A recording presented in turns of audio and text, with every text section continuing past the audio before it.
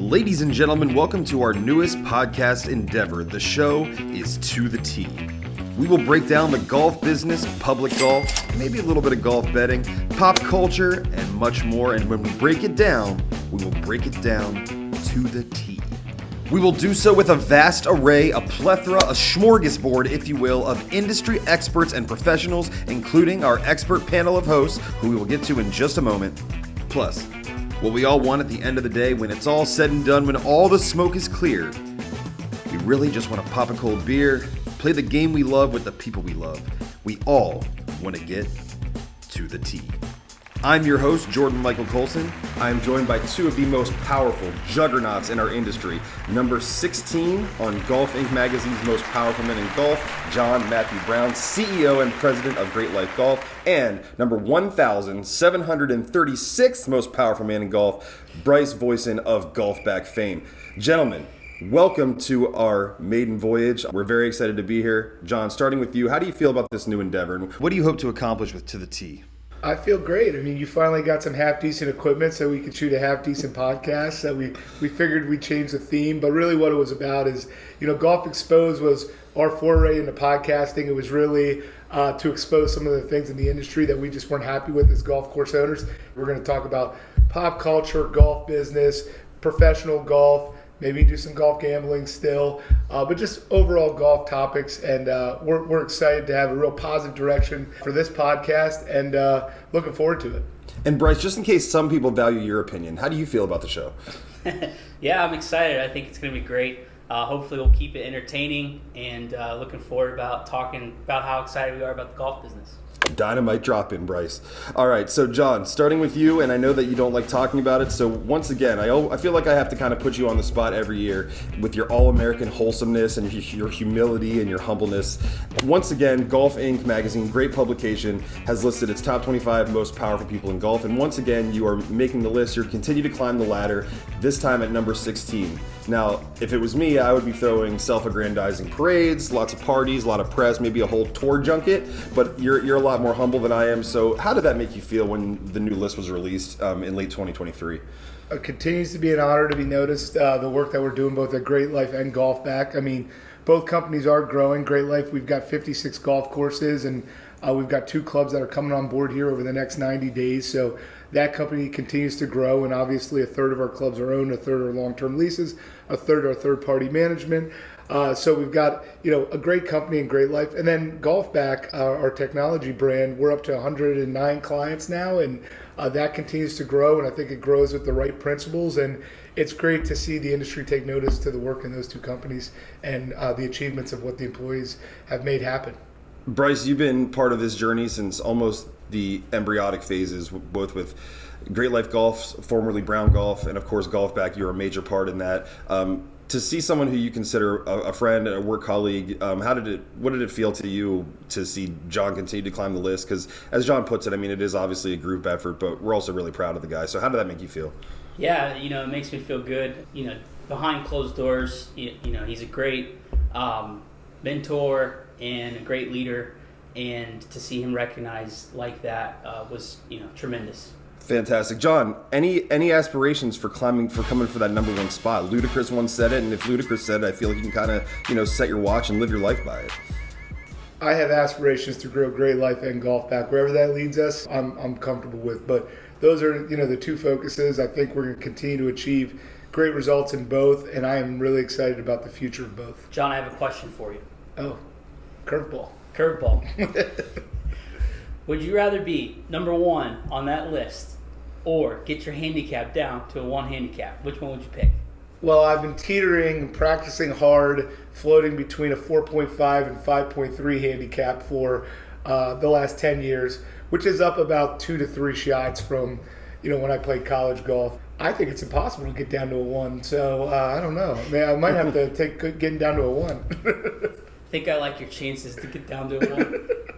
So what's the dynamic like when you walk into, a high-powered business meeting or walk in at home where you're like, look, number 16's here, daddy's home, all right? Things are going to change around here. And when I crack this top 10, I'm going to be pretty difficult to deal with. Are we talking about my family? Yeah, we're talking about just it's an inverse action that happens at my family. So I have more work to do.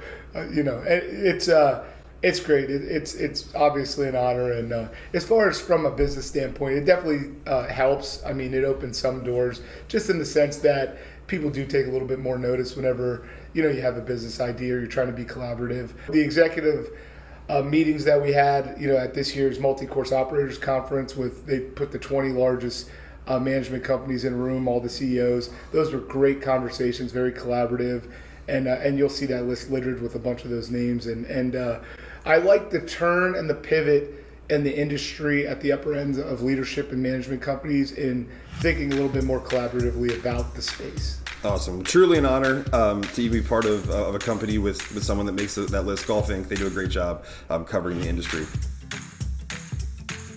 We're going to cover in some broad strokes, some news and notes from around the industry.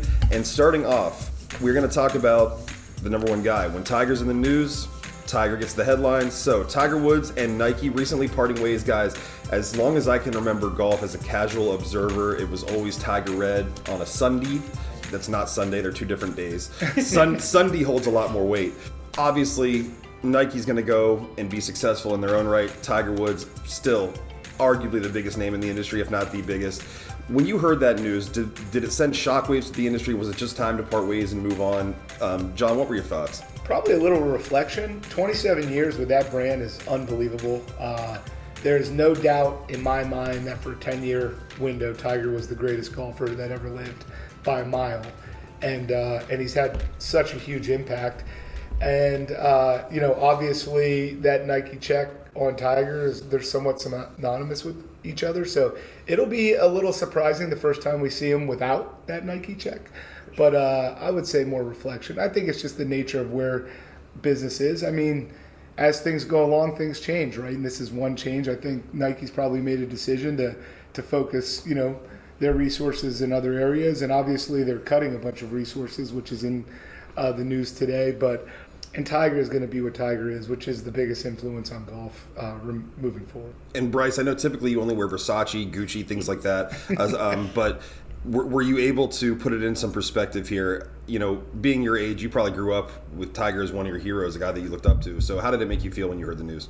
Yeah, absolutely. Tiger is the needle in the world of golf and professional golf. And when you think about Nike Golf, you think of Tiger. I mean, there's nobody else. So it was surprising to me. I kind of compared it to, what if Michael Jordan had left Nike and the Jordan brand at the end of his career? I think Jordan makes something like $200 million a year right now off of royalties. Still the top. Still the top from the sale of his shoes.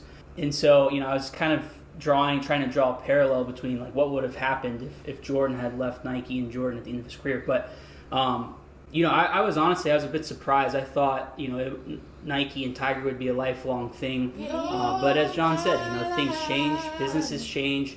And I think more than anything, this is just, it kind of shows that Nike is probably shifting their focus elsewhere and potentially not going to be around in the golf landscape forever.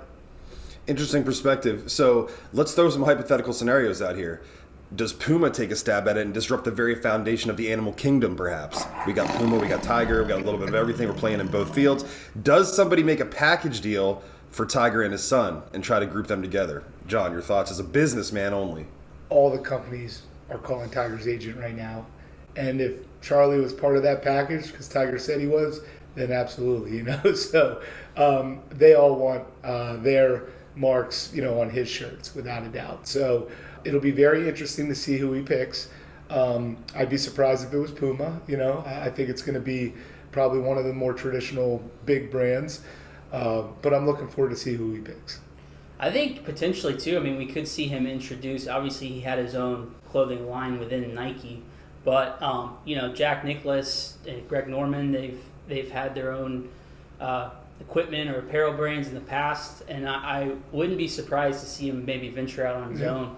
But I mean, we'll see. He obviously hasn't done that yet to date, and that doesn't seem to be kind of his MO. But if there's one person that can do it and probably make it successful just off of their name, image, and likeness alone, it's probably Tiger Woods.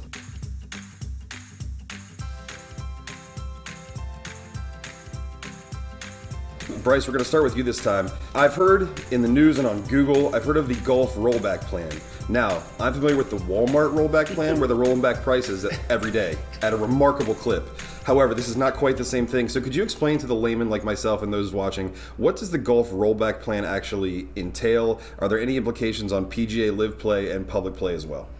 Yeah, so the USGA and the R&A are the governing bodies in golf, and they've basically got together and they've decided that with technology and as time has gone on, the golf ball has become too hot, as one would say. It's going too far and it's spinning too much at just the right time. And basically that golf at the elite level, golf courses are becoming obsolete, and that these professional golfers are so good they're tearing up the golf courses. So yeah, I mean, a couple years ago they came out and said that there could possibly be bifurcation in the game, which basically means that the pro golfers could play a different golf ball than amateur golfers. And there was obviously a lot of pushback in that. I think what makes golf unique is that whether you're 60-year-old that is a 12 handicap and played golf all their life, or if you're a professional golfer, you have the opportunity to play the same golf ball, play the same equipment. And that is something that is extremely unique about golf. And so they got a lot of pushback, and now they've come to the point where they've decided there won't be bifurcation, and they're basically going to roll the golf ball back for everybody. Which is interesting because, as a golfer myself, I realize how hard this game is, and I'm not sure that making the game harder for amateur golfers is the right direction for the game as a whole. Do I think that rolling the ball back for professional golfers could, help protect those kind of old golf courses that maybe aren't as long and don't have as much, challenge in them? Sure, but in my opinion, the governing bodies are choosing to look at it through the landscape of just the professional golfer, and maybe not necessarily the game as a whole, and what can make the game easier for the average golfer. I've kind of come full circle on this. That was my initial response, I would say. As I've thought about it more, I mean, as a golf course owner, right, if the ball's rolled back and you don't need 7,200-yard golf courses, you can exist with 6,700-yard golf courses. That's probably overall positive for the golf course owners. Second, does it bring an element of shot making back to the game that maybe has gotten a little bit eroded with the ability to, get the golf ball moving at 180 miles per hour, right off the club head? I think it probably does. For my own personal game, yeah, it's a little bit of like, I don't want to hit my driver 15 yards shorter. But I'm wondering if it's one of those things like when businesses rolled out credit card fees and we were all like angry about it initially, but now it's part of how most businesses operate. If once the golf balls roll back, does it bring another element of shot making into the game, which maybe gives the game some more texture again? Yeah. And ultimately, it doesn't erode the fabric of what the game really is, which it's about being outside, doing something athletic, doing something with friends, maybe having a drink and relaxing, maybe having some competition. So it doesn't erode sort of the core foundation of the game at all, in my opinion. It's going to be a big adjustment, but I think it'll be a relatively short adjustment. And I think about 6 months into it, we're all going to kind of fold right back into why we really love the game. So I'm trying to be optimistic. That's what I'm trying to do. A couple years ago, it was probably 10 years ago now. I can remember when they came out and they said that they came out with rules on the grooves of the clubs, basically making it so that wedges wouldn't spin so much. Mm-hmm. And at the time, you had only certain wedges were conforming for tournament play as far as the USGA was concerned. And at the time, as a competitive amateur golfer, I had concerns like, why would they do this? Doesn't make any sense. But just as John said, maybe 6 months later, nobody even thought of it, and manufacturers just started making wedges that conformed with the new rules. So, yeah, I mean, I think that could be a reality. Now, I can't imagine how the companies that are making golf balls feel. They've been making golf balls with a certain focus for how long, like Titleist being one of the leaders, obviously, in the industry. Like, how do they feel about having to change sort of their model, and what does that mean for their market share? I mean, there's a lot of dynamics to that. Yeah, I mean, you think about it, and if you're building a golf ball for Titleist, right, you're trying to use the best technology and build the best possible golf ball you can, right? Mm-hmm. And if you're Titleist, maybe some of your advantages being taken away in this new world, and I don't know how I would feel if I were them. I wonder where TaylorMade and Callaway and Srixon and these other companies, do they look at this as a potential opportunity, or is it's obviously it's a huge amount of work for all of them to adapt to this potential time threshold, right? But I wonder if they look at that as an opportunity, or if all of them collectively are like, this is going to be a process.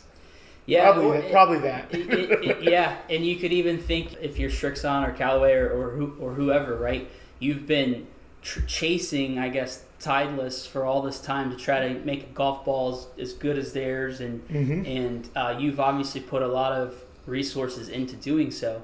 So, and in my opinion, those golf balls today are just, they're all about the same in my opinion. So, maybe you look at it as maybe the last 5 to 10 years as a waste of resources. What he means is he dumps his pitching wedge into the front bunker with every golf ball. That's right. From 130 yards, right?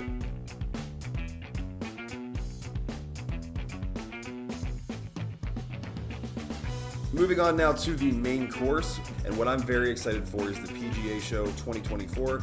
Gentlemen, this will be my first foray into a trade show as part of the actual industry. I was able to walk through part of the PGA Show last year. A little bit of an overwhelming experience if you are walking in for the first time. A wonderful atmosphere of some like-minded individuals and some juggernauts and some innovators in the industry. So now, as someone who will be working the floor and schmoozing and hobnobbing with the bigwigs, what can I expect as I walk into the PGA Show in 2024? And what do we have on the docket personally for Great Life, Golfback, and the newly formed One Putt Media, John?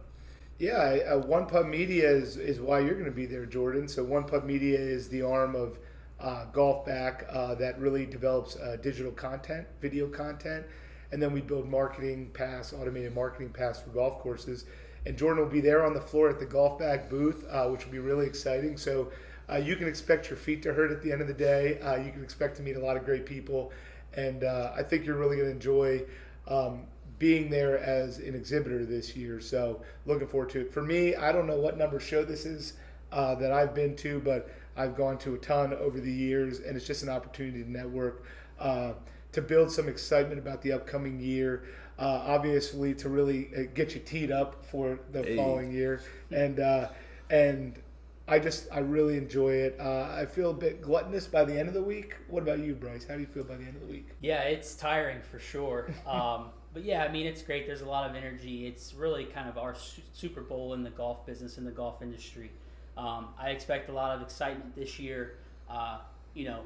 There for a couple of years coming out of COVID, it was a little slower than usual, but I think last year it was pretty much at full strength, and I expect the same this year. So I think we're back. I think we're going to be back to the attendance that we're all used to traditionally seeing. Obviously, there's a lot of tailwinds for the golf industry. I am speaking on the Thursday at 9:45 in the morning over in the convention center. We have a very exciting topic. Big data, the keys to unlocking a club's true revenue potential. So stop by and see that. I know that's a co-sanctioned educational event between the Golf Business Show and the PGA Show. So educational credits will be available for PGA members, and just really exciting week. Yeah, and Golfback has a booth as well. So feel free to stop by the Golfback booth. We are introducing a new suite of tools we're very excited about, in addition to One Putt Media. So looking forward to it. Now, Bryce, in forming the One Putt Media content, you got to hang out with me in Palm Beach and live in the fast lane for a couple days. I think combined we had 3 drinks total.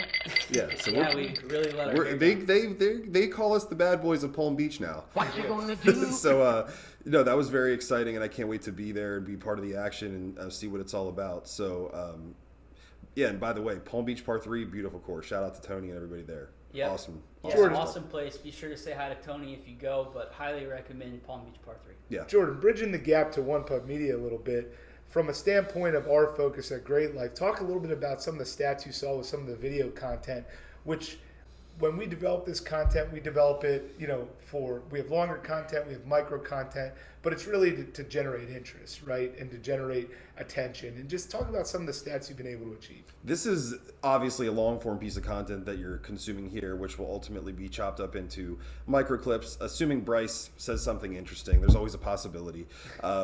Even a broken clock is right twice a day.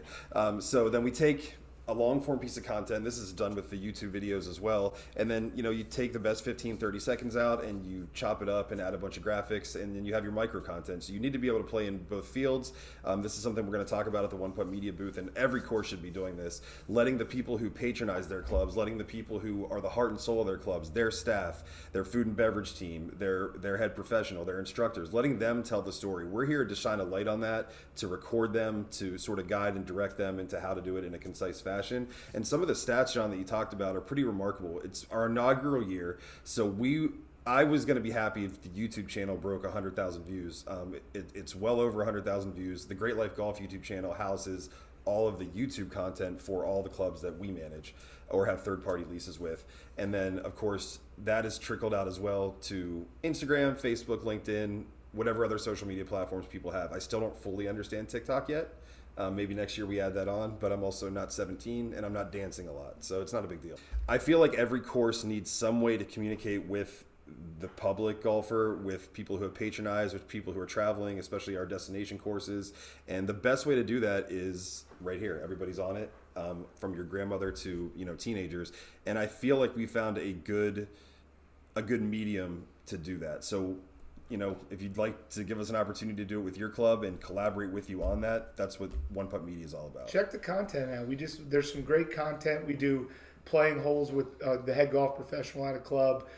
We have testimonials. We just have fun games. It's really interactive, and I'm really excited about our path marketing moving forward in Great Life. And in 2023, we were able to garner, I'm pretty proud of it, over 250,000 views. And, it was 1 year, and we tweak it as we go and refine the process as we do with everything. So definitely plan to usurp that number this year coming up, but I think we're on the right track. And that's all a testament to the clubs that we work with and their team. Yep. What does Great Life Golf have as far as announcements, maybe some new additions coming up down the line in 2024? Yeah, so Great Life Golf, we're adding 2 facilities right now. They're in the works. Country Club today, actually. Today, yeah. We're settling on one today. Yep. Yeah, purchasing Sapona in North Carolina, and then Country Club of Mount Dora is coming up just outside of Orlando, Florida. So yeah, super exciting news, and looking forward to that. Yeah, continuing to build the company. It's always exciting when you're buying assets for sure, and Sapona obviously is coming on today. Country Club of Mount Dora will probably be around March 1, and we'll continue to look for those clubs that really fit what we do well at Great Life in one of our brands.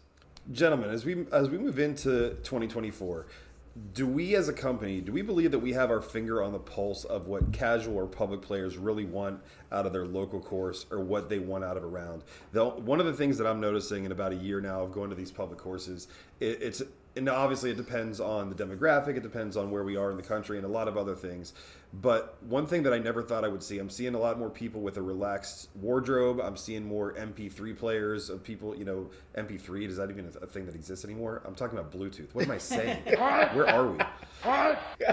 Bluetooth players attached to there. And then now some of the places like a Palm Beach are getting really savvy. They're branding those players, selling them. Some people have them attached to the cart. Obviously, there's some casual drinking going on, which has always been part of the game. I feel like it's becoming more widely accepted to sort of casualize the game, at least for like a younger demographic. So do we have our finger on the pulse of what people really want from a public round, and what kind of direction is it moving in? Well, the green grass golf market, the 26 million, that average age is about 46. The off-course golf market, that average age is about 32. So we're going to have to figure it out. And a great example of this is, my conversations with my wife, Lauren. So I feel like our golf courses are very comfortable golf courses to go and play golf at, that we focus on that experience. Well, I'm 41 years old. My wife and I have been together since we were 16 years old. She's been around me and the game of golf for 25 years. And we had this conversation 2 weeks ago about how she's still intimidated walking into golf courses that she's part owner in, Wow. and she's uncomfortable. And I'm like, all right, she's been around this game for 25 years, right? She's even to the point now where she's starting to own some golf courses, and she's uncomfortable walking into our golf shop. So I would say we're not even close, because it was pretty eye-opening, and for her to say that and kind of be really honest about it. And the reason she was so honest is because I said, let's go down, let's look at our course in North Carolina. There's some lots on one of the holes that we're trying to figure out what to do with. I'd like to get your perspective. And she kind of like opened up about sort of her feelings around golf and why she's still tentative to live by a golf course potentially once our kids are older. And I'm like, if she feels like that, what percentage of the public feels like that? So it was eye-opening, and I would say we are still navigating how to do that the right way. Yeah, I totally agree. I think the game has come, I would say, a decent way as far as making the game more welcoming, introducing things like music on the golf course, and maybe a more relaxed wardrobe. One thing that we do with our golfers is we survey them, and after their round, we send them an automation that invites them to leave a survey, and we ask them certain questions about their experience. And the one thing that comes back to us the most is it's really conditioning. Our core golfer is most interested in conditioning. They want good conditions when they play golf. I think if we can provide good conditions, a good experience, and somehow also provide that more relaxed atmosphere, making the game, their experience more fun, I think that's the ultimate combination moving forward. But the question is, how do we do that, right? The traditional golf shop still generally looks like the traditional golf shop, and is that the right welcoming point? And how do we get them on the golf course with a ranger that maybe has a little bit different interaction? And so it's still there while still maintaining pace of play, still maintaining the important parts of golf. It needs continued thought. For sure.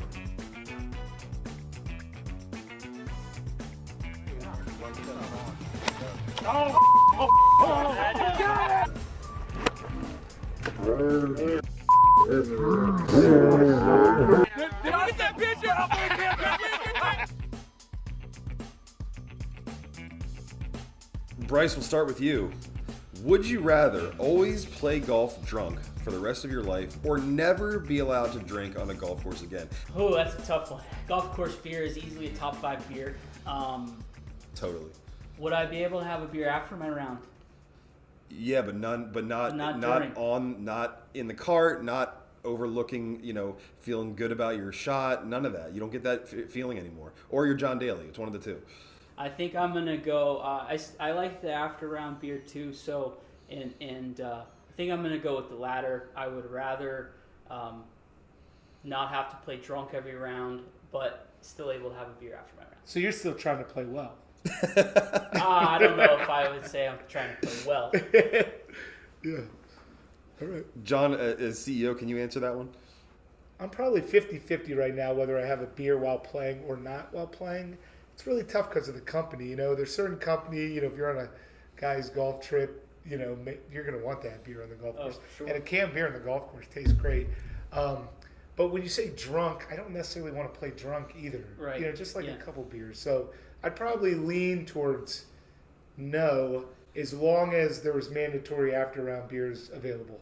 Maybe not mandatory, but yeah, right. in a nice frosty mug. But now, if you said just a couple of beers, you got rid of the word drunk, I'd probably go back to, I'll have a couple of beers. I agree with that. But there's no fence straddling on these would you rather questions, guys. So we like definitive answers. All right, John, back to you then, Bryce. Would you rather have John Daly's physique or Jay Monahan's sense of integrity? I don't. Hold on, number 1700. You got to answer the first one first. Sorry. This is for number 16. I would rather have Jay's net worth. Yeah, right. Cool. So if that comes with his sense of integrity, I guess I'll go that way. John's made a lot of mistakes in his life. I don't think I want to step into that physique or that history of him, what he did to himself to get that physique. Bryce, your turn, and you have like a couple stories with pretty much every human being ever, but you've had a up close experience with John Daly. You were telling me in Florida there. I have, yes.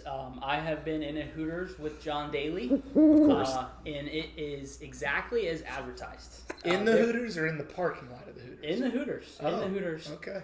He is exactly as advertised. There is no faking it. He is a fun guy to be around, and he has a very good time.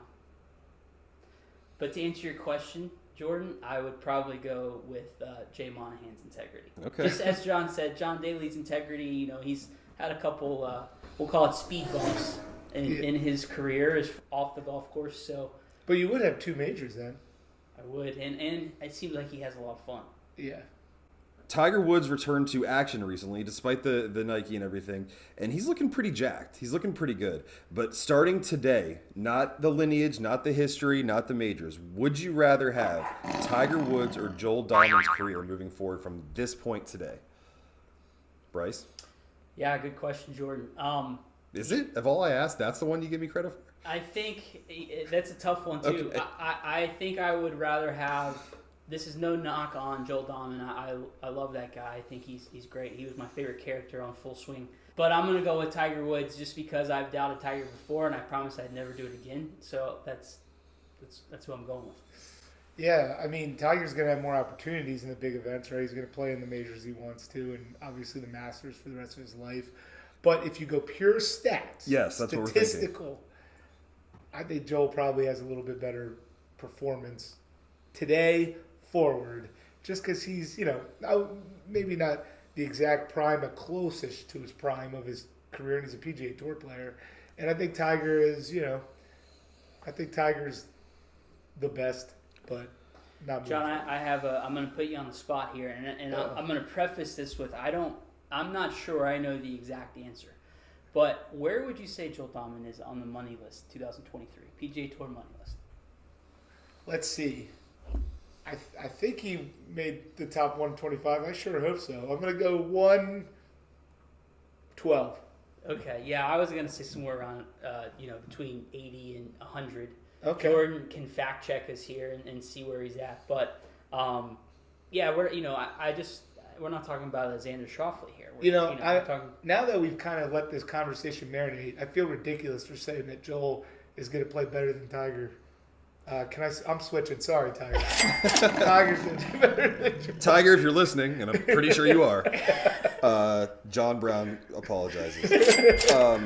Okay, according to the first Google result that you find, which you should always take as the gospel truth and never do any further research, Joel Dahmen was ranked 88th in the 2022-2023 money list standings with $1,996,174 in 31 events. So right around $2 million just in tournament earnings. I'm sure there's sponsorships and a whole which bunch means of he's stuff. one of the best players in the world. Yeah, neither one is a bad option. Come on now. All right, gentlemen, this is the final segment. It's called the Lip Out. This is your chance to leave us with any takeaway that you want. Bryce, we'll start with you. Anything that you think about the industry, anything you want to say, doesn't even have to be golf related. If you just want to wish everyone a happy 2024, you're welcome to do that. This is your time. You have 30 seconds. If you have nothing to say, that's okay too. You're like a presidential candidate. Yeah, See just what you talk in can circles. I got 2 things. Number 1, we didn't talk much about Kapalua last week. I don't know if you guys watched it. Unbelievable setting there in Maui, and obviously Maui had a tough year last year with the fires, so was nice to see a successful tournament in Kapalua. Always enjoy watching that on TV. And then second, just Happy New Year to everybody in 2024. Podcast moving forward, and it's all about excitement around the golf space, the golf industry. We want to hear your feedback. We're going to give you some golf business. We're going to give you some fun topics. Hopefully you enjoyed. Our goal is to be collaborative and make the industry better. So we look forward to great interaction and hopefully enjoy the first inaugural podcast.